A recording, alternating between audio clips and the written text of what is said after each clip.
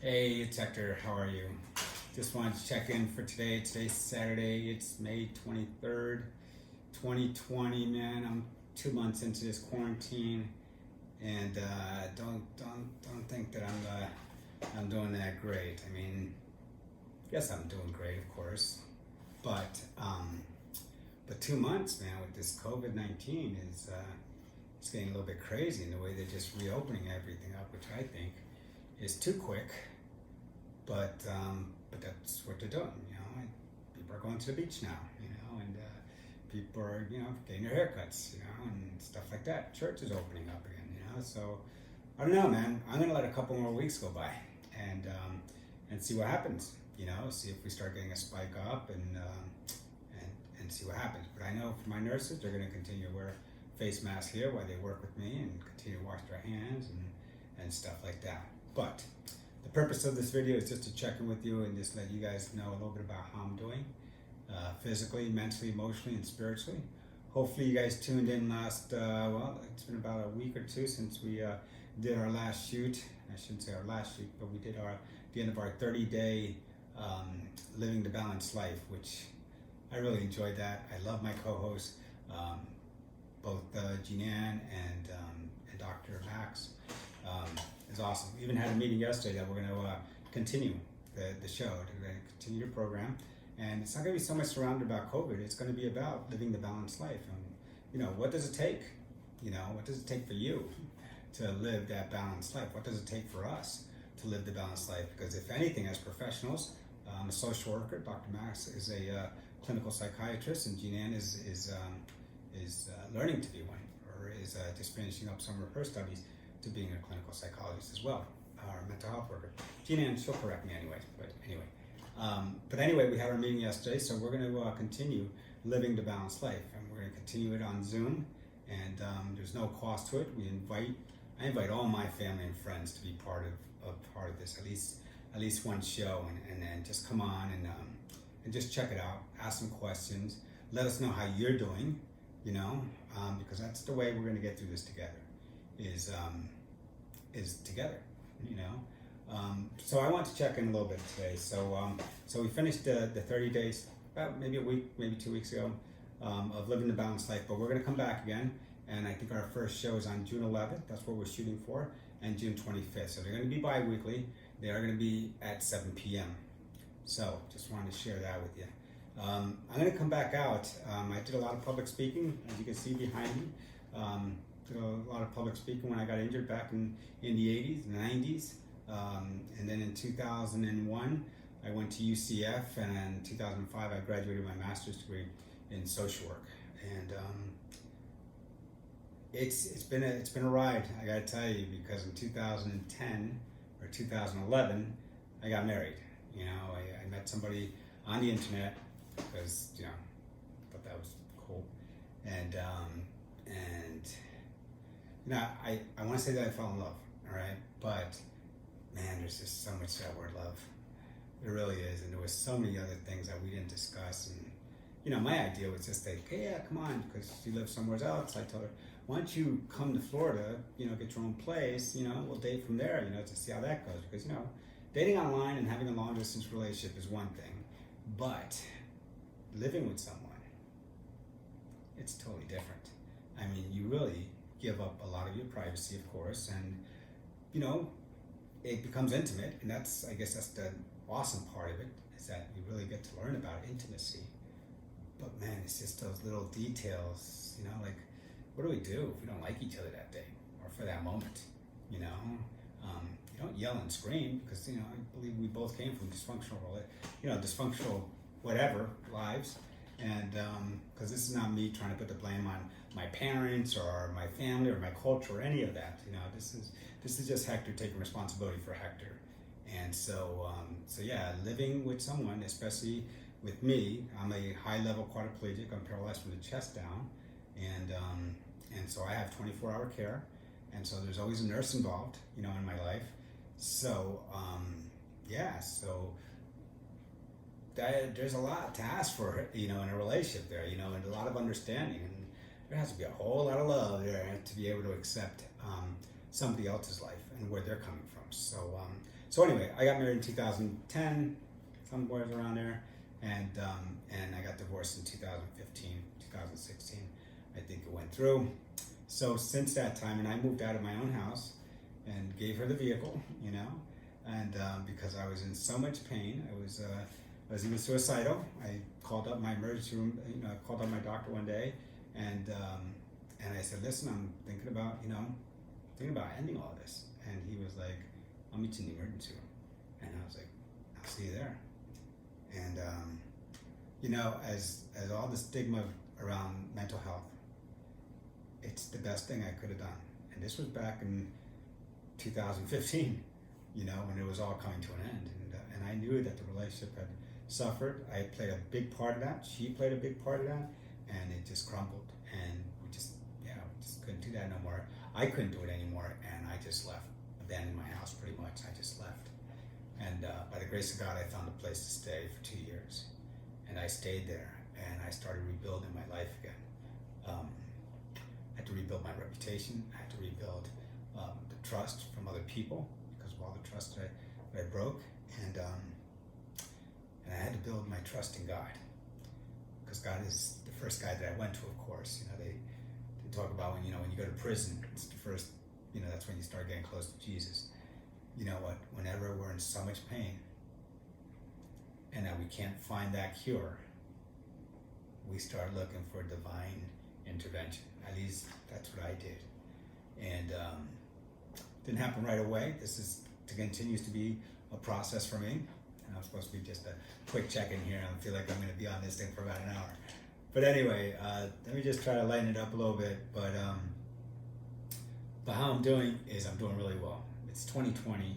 You know, a lot of stuff happened in 2015 where it just threw my world upside down. And in 2017, I came back to Oviedo to live in my house, which I love very much. I love this house. I was able to purchase it with the help of my mom.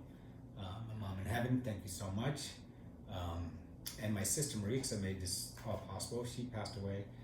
Can't even get the year right. But when she passed away, she left me a little money that allowed me to move to Florida. So I thank them both.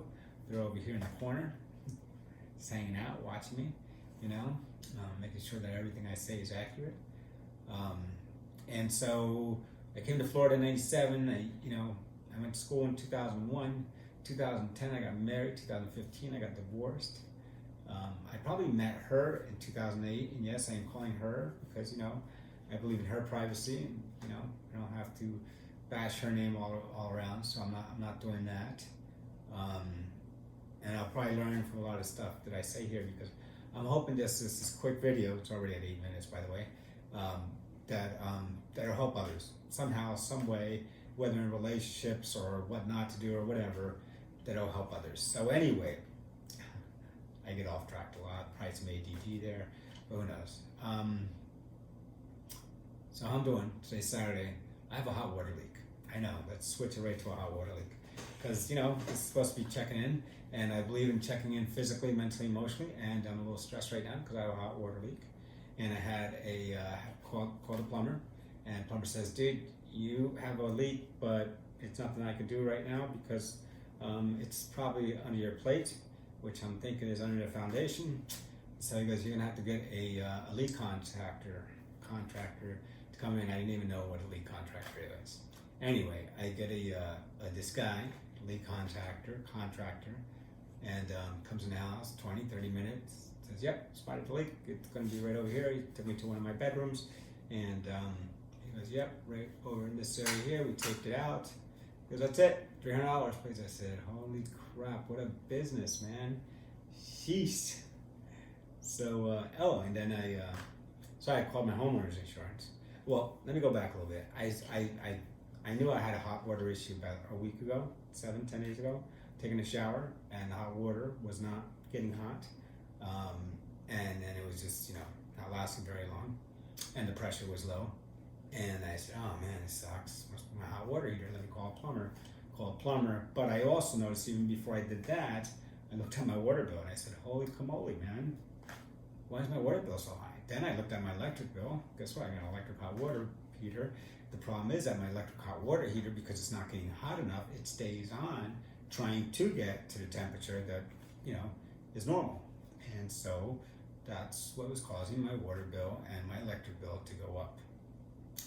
So I get this leak guy to come in, tells me what the leak is. And then I start calling around. I start calling around my homeowner's insurance to see if they can help me with the cost on this. And they go, yeah, you could do that, but your deductible is like so much money. And I said, wow. So, yeah. So high deductible. Let me go back to the plumber and see what they can do. And then they quoted me these outrageous prices. I mean, I called 3 because that's what I do. Call 3, and it ranged anywhere from $500 to $4,000. So it's the weekend now. It's Memorial Weekend, and which I want to thank. I can never thank enough the veterans that fought for this country and defend us every day. So happy Memorial Day on that. And but anyway, it's Memorial Day, so I had to get a plumber right now. Had some friends come over, taking a look at it. Have another friend, as a matter of fact, lives down the house, going to take a look at it. He's actually the one that installed the hot water heater. He wants to help me out. He wants to try to fix this for me, but I called my homeowners insurance. They told me it was high. I called both Duke Energy and both Oviedo Utilities, because I have some repair packages, if anything goes wrong with electrical or plumbing. And I told them I had a plumbing issue, and they said, how can we help? And then I told them a little bit about the problem. They go, unfortunately, Mr. Loya, your contract with us does not cover anything if it's under the plate, under the foundation. So I'm thinking. So I reaching out to my church, I'm reaching out to friends, family, if they know anything about plumbing, if they can come over, stop over, give me some ideas. And I had a friend stop over this morning. I have another friend going to stop over this afternoon, and hopefully I'll have some other friends stopping over this week. That because went to the garage, pulled out the water heater, not pulled it out, but looked behind the water heater, and definitely saw that there's a lot of water damage here on the wall and on the floor. And on the other side of the garage, there is that room that the water leaking guy told me that, yeah, it's right here. So we have an idea where it's at. We still have to break some wall. We still have to break some concrete, which is expensive.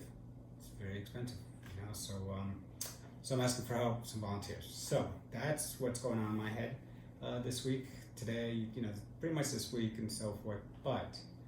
And I need to get this in before this turns into an hour video. Is how I'm getting through it.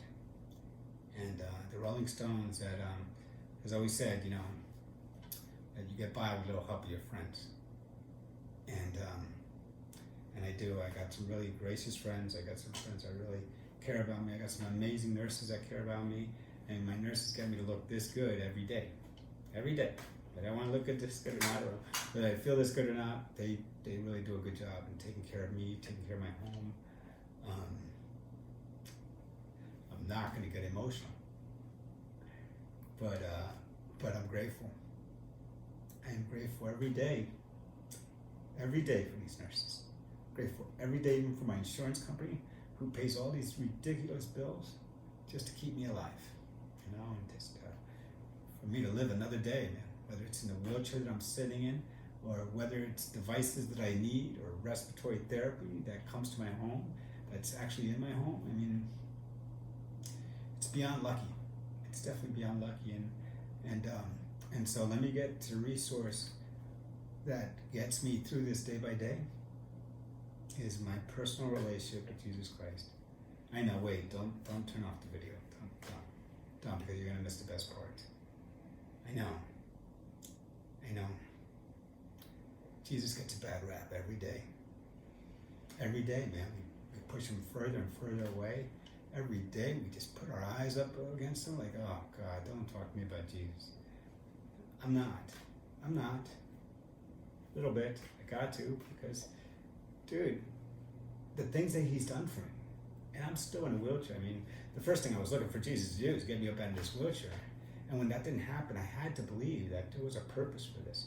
There must be a purpose why God would want me to continue to stay in this wheelchair. And I did, man. I found my purpose. And my purpose is to help you. To help one another. That's what Jesus' message was. It was love. Unconditional love from the Father in heaven through Jesus Christ, through his sacrifice that he made through his life, and through the Holy Spirit, and that mystery of the Trinity, well, then I'm going to leave it at that. And I'm going to recommend a book that you should read to really understand this a little bit better. And it's controversial with some, but I love it, and I'm getting so much out of it. First of all, it's called The Shack, and on Amazon Prime, you will find the Restoring the Shack, and it's somewhat of a documentary by the author Paul Young, which I would love to meet you someday, Paul. So if you ever see this, man, I just want to give you a hug. But anyway, not gonna get emotional. So physically, man, I feel great. I work out right over here on my patio. I have a great machine that I work out right from my wheelchair, whether I want to do chest, arms, whatever, man. That machine's amazing. I'm sad that they don't make it no more. But anyway, physically, that's how I'm doing. Mentally, this is where I'm at, man. I'm going to attack this hot water problem that I'm having with the help of some friends and the help of Jesus. Absolutely, man. Every little thing Jesus is involved in, because it's how I perceive things, it's how I look at things, it's how I do relationships with people, and most important, how I do a relationship with him, that he provides me the resources. So, emotionally, man, I'm touched, I'm grateful, I'm thankful, hopeful. I'm very hopeful about today. I'm very hopeful about tomorrow. I'm hopeful about my life. I'm hopeful about where I leave once I leave this life, and what's next. Seriously, man, I do believe that we do live forever with Jesus Christ. That's my belief. I get that. I'm not trying to push that on you. So, with that said, that's my Saturday. So, I'm limited time seating. You know, I've been sitting on my butt for 37 years, and sometimes it gets sore, you know, and sometimes I have to take care of it, meaning I got to get off my ass. So, it's come to that time I need to get off my ass and get back to life. But I just want to make this short video to let you know that Hector's thinking about you, and that I care what you're going through. All right. We'll see you next time. Don't forget, tune in to Living the Balanced Life with myself and Dr. Max and Jeananne. And we're going to be there most likely on the second and last Thursday of the month. So look for us on June 11th and June 25th at 7 p.m. And you know what? There is one more thing I have to tell you. Amazingly so, I got to meet another doctor friend that I've known for 30 years. For those of you that saw it, I did also a sexual educational video. It's called Sexuality Reborn. It was put on by Dr. Markalee Sipsky at the time, Dr. Alexander, she prefers. And she did a great job. She's an amazing physiatrist, rehab doctor, just an amazing doctor. And I joined up with her as well into something that's called sustaining our ability. I know, it's age, man, getting old. But it's called Sustaining Our Ability. Look for it on YouTube. Look for it on my Facebook page. And if you do have a spinal cord injury, if you have any type of disability, I would love to hear from you. I would love to hear your story. All right? If you could just give me something like this really quick about your story, I would love to share that with the rest of the world. This is an international project. We're reaching people with disabilities all around the world, and we're trying to help them in coping this by joining them up with some professionals. This is a reminder. Check this out. Lay down. See that? That's Alexa. Watch. Yeah, come on again. This is a reminder. Lay down. Just tell me to lay down. So I gotta go, but look for Sustaining Our Abilities. All right, and it's there's more information on that to come. But I am requesting that if you have a disability, to please share your story with me, and let me know what's going on. You know, we really would love to hear from you, and I'll talk more about the purpose of sustaining our abilities on another time. All right, but thank you, Dr. Alexander. Thank you, Dr. Max. I love you so much.